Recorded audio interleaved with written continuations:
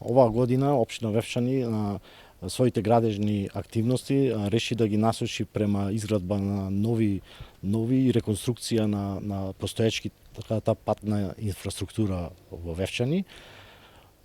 За таа намена се обезбедени средства, веќе во изградба се две улици во Вевчани, и една скрос нова и една реконструкција на една од поглавните улици во Вевчани, која води од центарот према здравствениот дом и училиштето и градинката во Вевчани. Активно работиме на обезбедување проекти и ги следиме повиците на фондовите во државата, припремаме проекти и за таа намена обезбедени се и остварени се скоро 40 милиони денари за изградба и реконструкција на нови патишта и постоечките. Значи сметаме дека најпотребно во овој момент е изградба на таа патна инфраструктура, бидејќи општина Вевчани е заокружена, имаме нова училишна зграда, реконструирана скоро 80 и над посто градинка.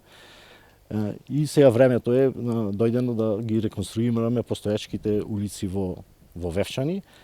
Сакаме да ги изградиме по најмодерни градежни стандарди, значи цела електрична и комуникациона мрежа од и подземи. Осветлувањето е со канделабри, моментално се наоѓаме на таква изградена една улица која изградивме пред 2 месеци. Значи и со најмодерни градежни стандарди. Патот кој води кон Вевчани, ако го поврзува со Струга, е многу стари и претеси, поготово најто кога доаѓаат они кои работат во странство.